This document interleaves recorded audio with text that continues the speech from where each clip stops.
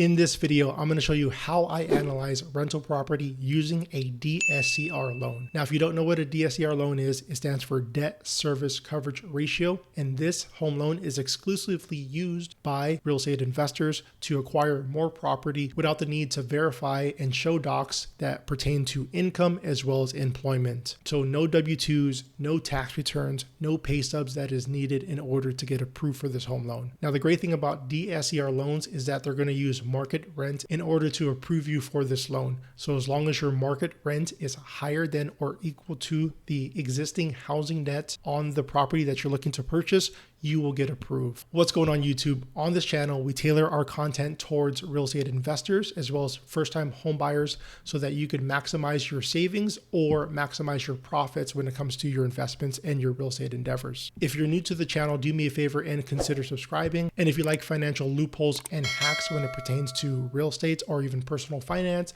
do me a favor and smash that like button so that YouTube knows that this is really good content and it can be shared and distributed to more people just like us. So if you're looking to buy your very first property and you're looking into using a DSCR loan, follow along in this video and I'm going to show you exactly step by step how I analyze properties with a DSCR loan. All right, so when I'm looking to analyze and purchase property using a DSCR loan, I use a simple 4-step process that I'm going to go over right now. So step number 1 is identifying your investment strategy. And what I mean by this is, are you going to be doing a short-term rental or a long-term rental, or even a fix and flip? Now, DSCR loans don't really work well with fix and flips because they typically have a prepayment penalty that is attached to the overall terms and conditions of this specific loan. So unless you like paying additional costs when it pertains to investing into real estate, DSCR loans don't really work well with fix and flips. So that leaves us with a short-term rental strategy or a long-term rental strategy. Either one will work because both of those programs will use either the actual or projected rent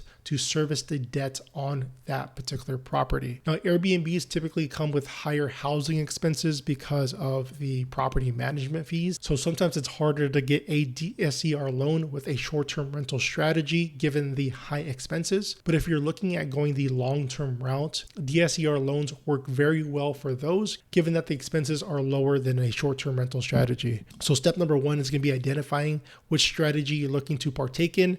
And for me, in this example, and what I like to invest in is going to be long-term rentals, where I put a tenant in the property and they stay on average anywhere from 8 to 10 years. Now, step number 2 is going to be selecting a market. Now, a market is essentially a geographical region of an area. That could be something as simple as selecting your state, selecting a county, selecting a city, a zip code, or a neighborhood. As you can see on this list, I start from the larger geographical space and I start working my way down to a smaller area. Now, what you will notice when you start investing into real estate is the larger you go as far as an area, the numbers are going to be skewed and they're not going to be as accurate. And the more fine that you get, the more precise that you get with a given area, the numbers will start to make sense.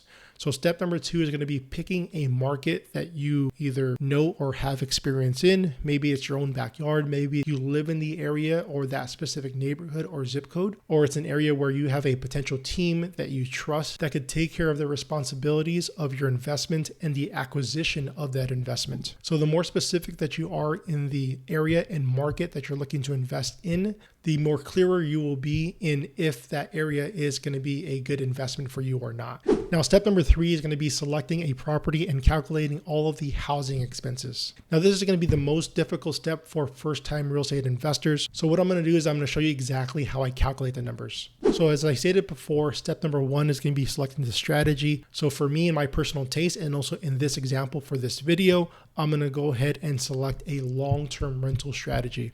So I'm going to find a tenant who's willing to sign a 1-year lease. And step number 2 is going to be picking my market. So in this example, I'm going to be selecting Nevada as far as my states. And as far as the cities, I'm going to be either selecting Las Vegas, Nevada or Henderson, Nevada. So the third step is going to be selecting a property and analyzing the housing expenses. So here's a great home right here, 2-bedroom, 2-bath, 1,000 square feet. It looks like it's a condo listed for $275,000. Let's go ahead and analyze the numbers. So there's a couple ways that you can analyze the numbers. You could either use a platform like Redfin or Zillow in order to analyze the numbers, and they have mortgage calculators embedded into their software. So you could use this particular software, or you could use something that I love using, which is going to be bankrate.com, and I use their mortgage calculator in order to analyze numbers. But let's go ahead and stay native to the platform. Let's go ahead and stay on Redfin, and let's go ahead and analyze this property that we found right here. 2 bedrooms, 2 baths, 1,000 square feet, listed for $275,000. So as I scroll down to the mortgage calculator found on Redfin, here are the numbers. Down payment of 20%, which is $55,000, which is accurate for a DSCR loan because the minimum that you could put down, especially as a first-time real estate investor, is going to be anywhere from 20 to 35% down. Home price is going to be $275,000. Let's just say if I submit an offer on the property at list price and I get accepted, then that's going to be my overall home price. Loan details, DSCR loans go all the way up to a 30-year fix, and they also have an option of a 10-year interest-only payment. But let's just go ahead and say that the loan type is going to be 30-year fix. Interest rate. So the great thing about Redfin is that it gives you an average interest rate for the area that you're looking to invest in. Right here, it shows 7.5%. Now, whatever interest rate that they show you is going to be the lowest interest rate for the cheapest home loan program out there. And that's going to be either the conventional or FHA loan. So for DSCR loans, since this is an alternative doc or a non-QM loan, these interest rates are going to be slightly higher than conventional and FHA loans. I like to add anywhere from 2 to 3% on top of whatever Redfin gives you as far as an average interest rate. So if I add 2% to this, it's going to be 9.5. If I add 3% to it, it's going to be 10.5. Let's go ahead and find our way in the middle, and let's go ahead and leave it at 10%. So we're not done yet. We have our principal and interest payment, which is going to be $1,931. Next, we're going to calculate our property taxes. Redfin and Zillow have an auto-populated percentage as far as your property taxes, as well as your homeowner's insurance. Now, given that I don't know off the top of my head what those percentages are, I could leave these as so, and I could use this number to calculate my property taxes. Now, for greater accuracy, what I could do is I could go to Google and I could type in Henderson, Nevada property taxes or property tax rate. And that's going to give me an answer that's populated by Google. So right here, it says that the Henderson, Nevada property tax rate is 1.05. So I could go back to Redfin and the calculator, and I could type in 1.05% as far as our property taxes. Now, as you can see, that jumped from $900 all the way up to nearly $3,000. So that's a huge difference in what Redfin auto-populates for me and what could potentially be more accurate as far as an area property tax rate. So do your due diligence when you're looking to invest into property so that you could have accurate numbers. And those accurate numbers are going to help you determine if this is a good investment or not. HOA dues are going to be $210.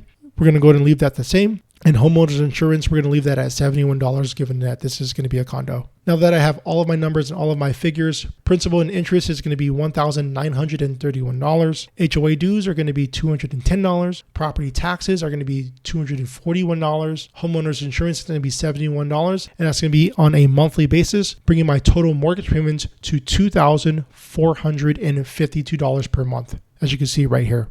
Now that I'm equipped with all of those numbers, then I could proceed to step number 4. Step number 4 is going to be identifying the projected rental income and use the DSCR formula. So again, my projected debt is going to be $2,452. For simplicity's sake, in this example, I'm going to go ahead and use $2,500 as my projected debt. Now let's go ahead and find our projected rental income. I personally like using Zillow for this, and I'm going to go ahead and type in Henderson, Nevada. And I'm going to go ahead and change this toggle from for sale to for rent.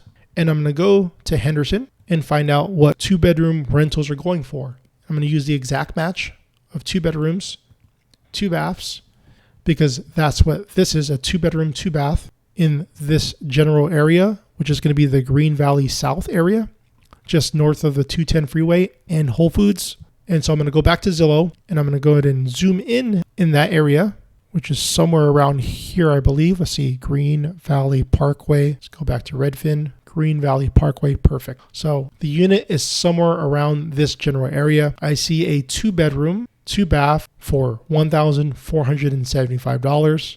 See another 2-bath for $1,500. another 2-bedroom, 2-bath for $1,600. So we're going to be way off. Let's go ahead and calculate those numbers though. So let's just say if I could list this home for $1,600 per month as far as a rental. So if I take $1,600 and I divide that by my overall debt, which is $2,500, I have a DSCR of 0.64, and that's going to disqualify me from even getting approved for this home loan. So in this example, that unit is a 100% no-go. So with a DSCR loan, the best thing that you could do is find an area with high rents in comparison to their overall debt. Let's go ahead and find another example. So let's go ahead and find a different market with a high rental area. Let's go ahead and go to Ohio, Columbus, Ohio. So let's go ahead and select this home right here in Columbus, Ohio, listed for $210,000. Let's go ahead and scroll down to the mortgage calculator, 20% down, home price is $210,000, 30-year fixed with a 10% interest rate. Property taxes are going to be 2.06%. I'm going to go back to my mortgage calculator, 2.06%. Property taxes are going to be $4,324 on an annual basis. Homeowner's insurance, I'm going to leave that the same. So now my monthly mortgage payment is going to be $1,913. If I go back to Zillow, I type in Columbus, Ohio, 3 bedrooms for rent in the Hilltop area, just west of downtown in this general area. So let's go ahead and say that homes are renting $1,200 to $1,300 per month. So now we go back to our calculator and our monthly debt's going to be $1,900. So we go ahead and take that monthly rent of $1,300 and we divide that by $1,900. And now we have a debt service ratio of 0.68. That's a no-go as well too. That's not going to work for us. So that's how I analyze these properties to see if a property is going to be even worth me investing into. Of course, if my debt is higher than my overall projected rent, then that's a no-go. And that's what a lot of people online are not going to be teaching you or disclosing to you. Sometimes these deals don't work, but at least you will know ahead of time as opposed to getting into contract with a property and then finding these numbers out during the overall acquisition process. That's the wrong time to get into the deal analysis and finding out the numbers of if it will work. Hopefully this video brings you some type of insights on how I analyze properties. It's a very simple 4-step process. Number 1, identifying your strategy. Number 2, selecting your market. Number 3, selecting the property that you're looking to invest in and calculating all of the housing expenses. And number 4, identifying the projected rental income and using the DSCR formula. Now, real estate investing is like kissing a whole bunch of frogs. You're going to have to kiss a lot in order to find the right one.